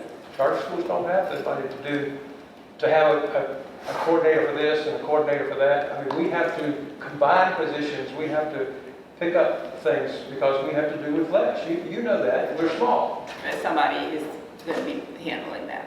Yes. Yeah, Yeah. we're already handling it through PLCs, grade level PLCs, so we do have kids in the MTSS process. We might not have a coordinator, but I know between the two of us and teachers, we're always talking about and documenting interventions and supports for kids. So, is it some big formal thing that people hear about? Not necessarily, but we have it in place, we are doing it, and we are talking about it almost every week at PLCs with grade levels. Okay. So nobody will come in and find us non-compliant come the start of next school year. No. No, No. because we're already doing it, We're doing the process. We just don't have the formal. like MTSS Title. coordinator thing. As long as we're doing the work and meeting, Pardon? as long as we're doing the work and meeting requirements, I just hadn't heard it mentioned in a while, so We are. making sure, just closing the loop on that. And the other one was NCDPI due in June. There's a digital learning technology report. Do we have someone that is taking care of that and will be getting that complete before the Angela June was doing deadline? that. The SIT team has gone through and done the self-assessment on the rubric already. So Okay. we have that. It needs a few more steps, but again, we have until the end of the year to do that. So step one is complete. Okay. What was that called? NCDPI? Digital learning technology report? We have to do it every year, I think. Okay. But it gets confusing because DPI will send out these things saying you have to do this, you're required to do that. Not charter schools. We're not required to do that. That's traditional public schools. Yeah. We're not required to, but it limits the funding we can get in the future if we do not complete it. So I'm just making We sure have we're to use closing the that door. process. We just don't have to do all the formality that they require. Right. I just want to make sure we were eligible for funding in the future. That was my concern. Sure. And Ms. Highfield is handling that? Is that correct? No, the SIT team worked through the self-assessment of the rubric. Okay. Okay, Benji? That was it. Okay, thank you. Executive committee did not meet. Okay, so academic affairs did meet, and you presented everything that we discussed except the position. Were you not going to? Okay. Finance? We did meet, we discussed a couple of items. We reviewed an actual budget tracker. In your budget, there's an updated budget report.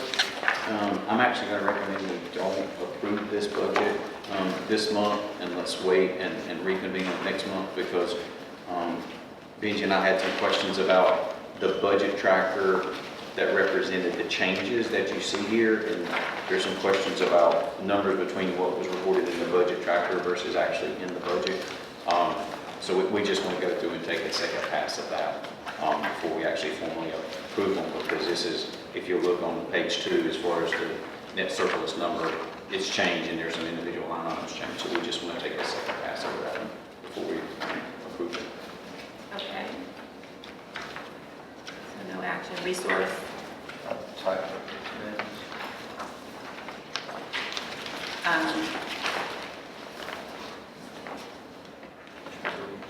Okay, That's so, all those names. Last. and did we approve them in submission? No. Okay. Put it on the sheet. Mr. Worley, as chair of the resource committee, is submitting a list of names for the resource committee membership. And the purpose statement that it will be focused on fundraising and resource opportunities through the board of directors, as per discussion at the September 4th, 2019 executive board members. Based on this scope, it is recommended that the makeup of the committee be limited. Therefore, he is submitting himself, Mr. Worley, Eric Brownlee, and Nicole Booker as members. And so we would need to accept this for the bylaws in terms of the approved members.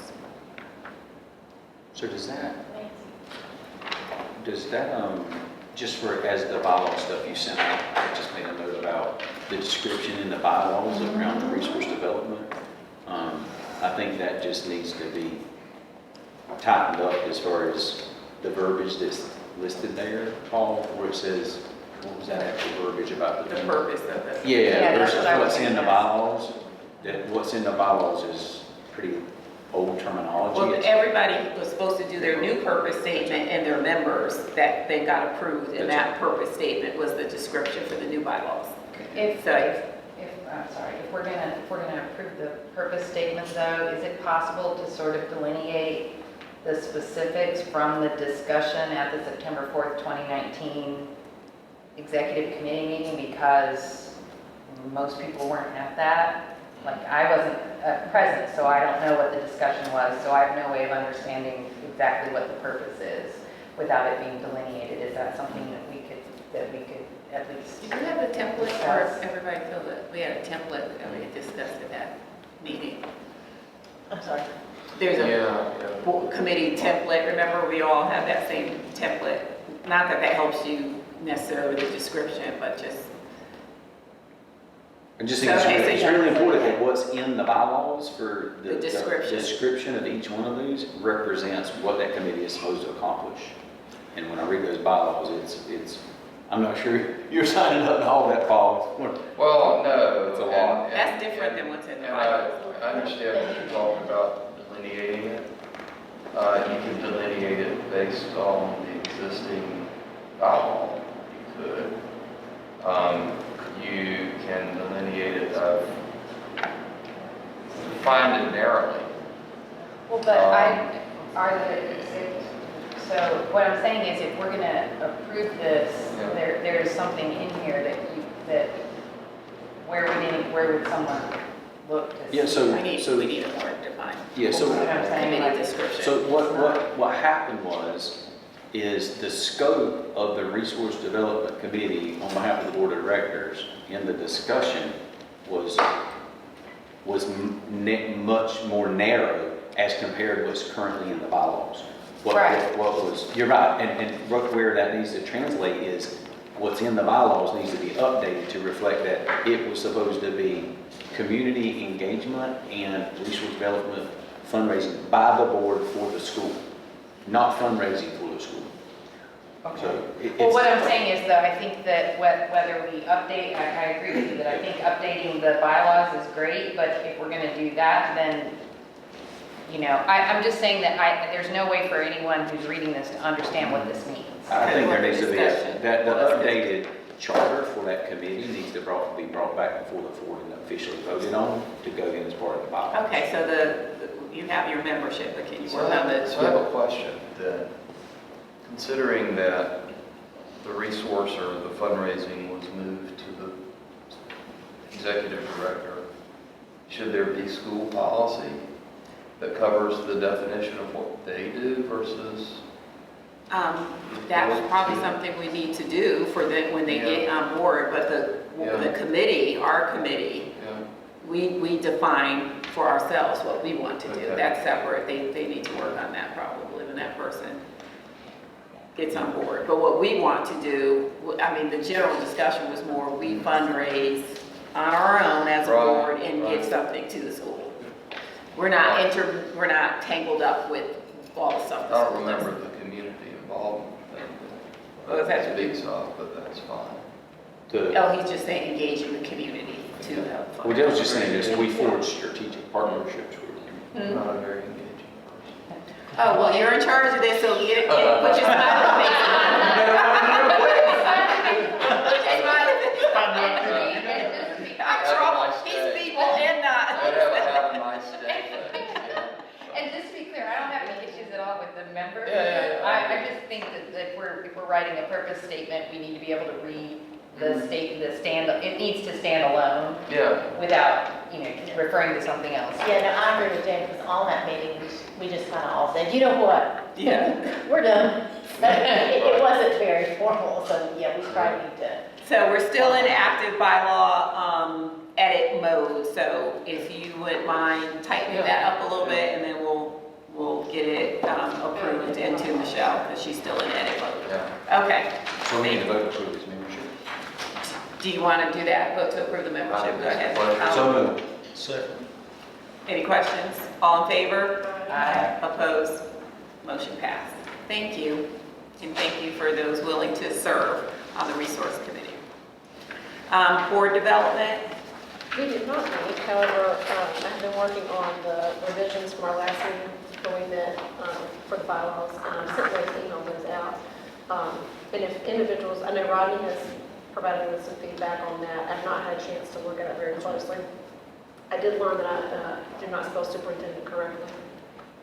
You're not supposed to do what? I did learn that I do not spell superintendent correctly. And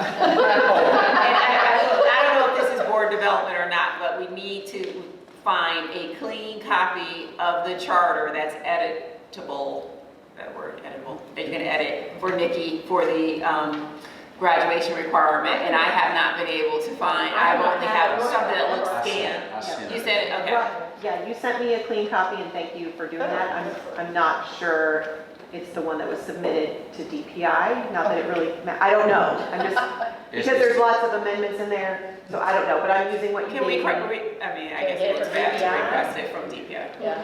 They did that one.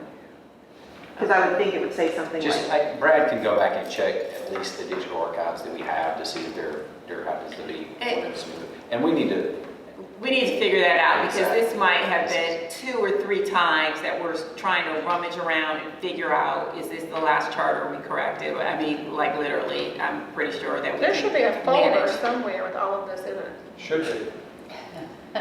keyword. Should be maintained somewhere. You should go to DPI and get their copy. We can, let's let Brad go. Let's let Brad go. Okay, And all right. Yes, ma'am. I asked Brad to put strategic planning on here. I do remember seeing that email, Okay. so we will allow it, yes. Thank you.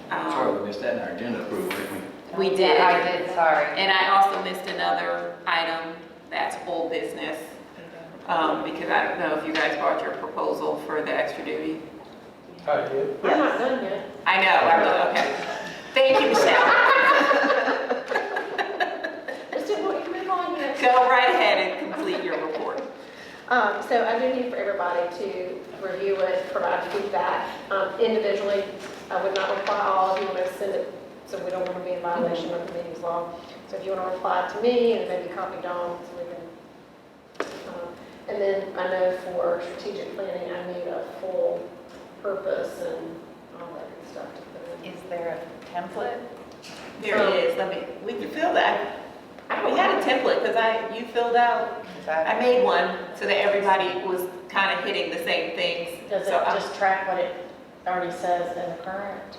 No, it's blank, you just fill in your new purpose statement and your, You can look at the Yeah, if you bylaws. can Yeah, you get guys that, look at the bylaws. Just look at the bylaws to see what's already been done for, I mean, you wouldn't have anything for strategic planning, but the standing committees are in the bylaws now. Structure. The structure of it. In what you've sent us? Yes, it is. Okay. Okay. Okay. All right, I can do that. Yep. all So, right, and then we'll follow up with discussion on it at the next board meeting. okay. Do I need to submit that to you? But I consider that as personnel, so I'll put that in closed session. And then present it at the board meeting? Okay. Session, That's but I what can I bring it just out. did, or? Yes. I can go get it. I mean, I think it was discussed in open session before. No, I think it was closed session Okay. for the extra Or maybe you just happen to be Okay, sitting great. out here. So I just sent it to you. I think we're out Okay, here. okay, we're out here.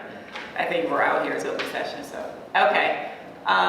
Thank you. Please, everyone, take a moment to review the bylaws, because once we edit it and approve it, then we're stuck with it, and we don't want to hear any other comments that there's a problem. So please take a moment to look at them and give your And I edits put too. in there, in the edits, there are also places where I noted questions. Okay. Mhm. Give your feedback on those questions. Okay. I responded in the comments on the side. So then I will refrain from the old business that I thought, and Jane asked for a strategic planning committee to be under new business. So Do we before we need get to our to- board vote, so just so I'm clear, for the approvals around the graduation or credits in the charter, That's the charter. when do we need to do that?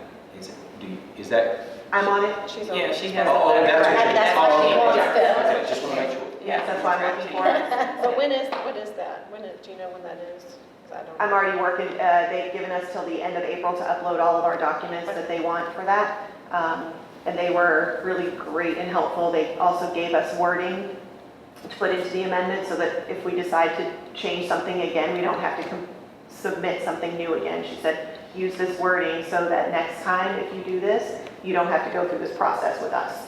How For is that that? particular part, right? For that particular part, Right. yes. How is I'm sorry. I just, at some point, we need to go look at that thing holistically, because the way it's written and formatted and in bullets, we need to look at that thing holistically. And We're talking about our charter application? the charter, Charter. the charter as it's written. Because I've noticed, since I look back at the application, and folks have been referencing what's in the application versus what's in the charter. Yeah, but the charter's changed multiple times, so the application is irrelevant. It's what's in the charter as written. Yeah. Yeah, but what I'm saying is I keep hearing people reference things that they are saying is in the charter, and I look back and it's not, and what it is in the application. That's why, we need to get a version of charter, and we need to revision the charter thing, and it needs to be in a digital Well, I repository. think this is an excellent time to relook at a lot of those things.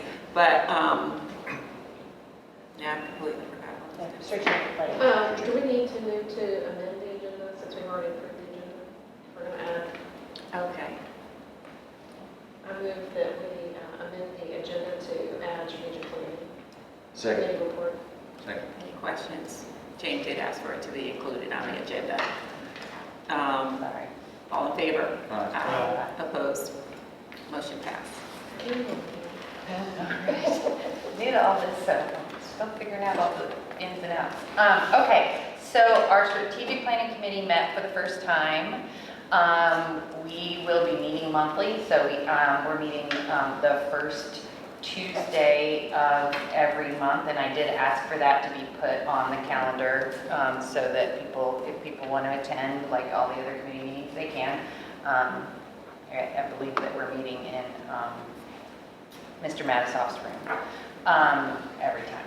So at the first meeting was pretty much about getting to know each other and sort of talking about what strategic planning is and what our responsibility as a committee would be. And what we've done to this point is sort of talk through the fact that the committee won't be doing the strategic planning, but rather will be sort of framing out some of the information that can be used in the strategic plan and in the strategic planning process. And so at our next meeting, people have spent the last month sort of working on a market analysis, internal. Some people are looking internally, and some people are looking externally at the market. And we're going to use that as a basis to help us determine kind of where news stands and what, and potentially doing a SWOT analysis that we can bring back to the board and bring to the larger strategic planning group so that we can talk about uses, strengths, weaknesses, opportunities, and threats. And in order to do that and do it well, we need to kind of know what the market was. So that's sort of what we did in that first meeting. We'll be meeting next week and discussing that what we've learned about the market at this point, and we'll begin moving forward on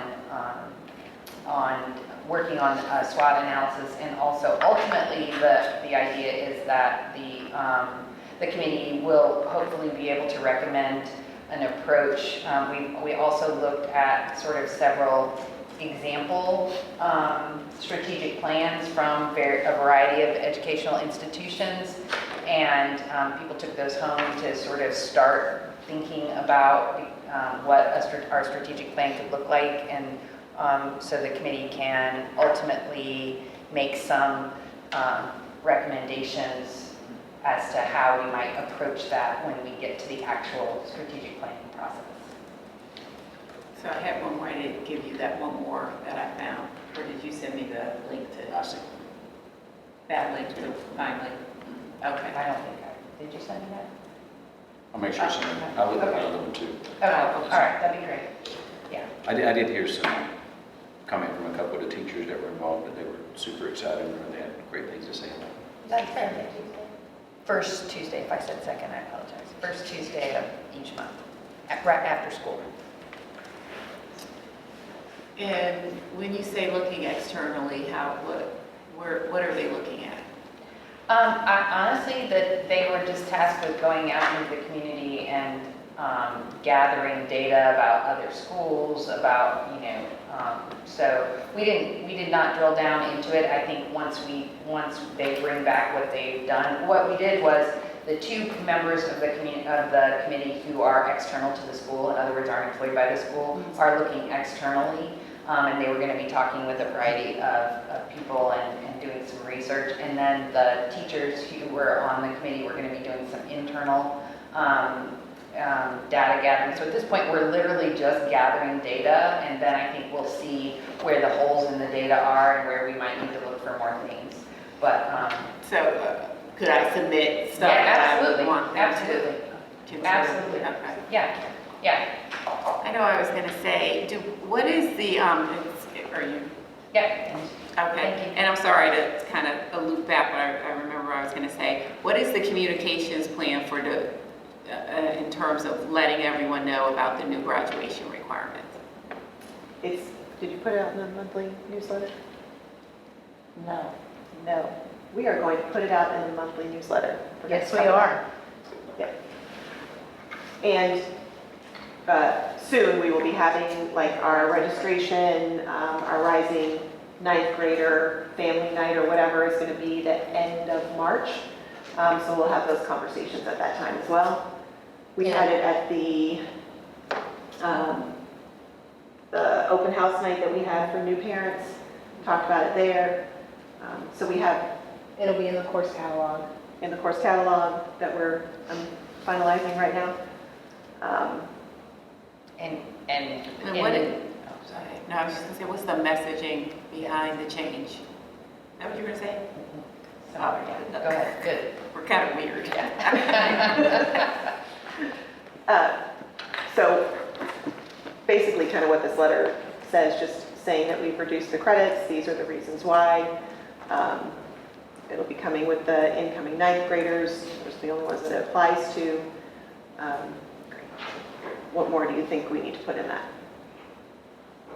To the letter or to the to people? To people, the messaging, I'm staying consistent with what I told you guys, with what's in this. I'm telling it DPI, what I'm telling staff, what I'm telling anybody who asked about it. I pretty much have the same bullet points that I talk about. Well, your messaging has to depend on what kind of resistance you think you had prior in discussing it, or what you think families, because that seems like a loss, because they may feel like they're losing something. Mm-hmm. So the messaging should be about all that this would help them gain to give it a positive spin. So you just have to think about why would someone have a problem with this? And I know in previous discussions, there are pain points where people don't exactly agree. So your messaging has to try to address those things. So you get in front of the complaints by kind of telling the good stuff. Yeah. Okay.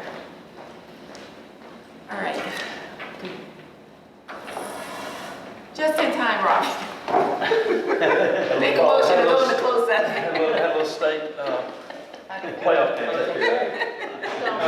you announce the Questions about results? the 160 to 43.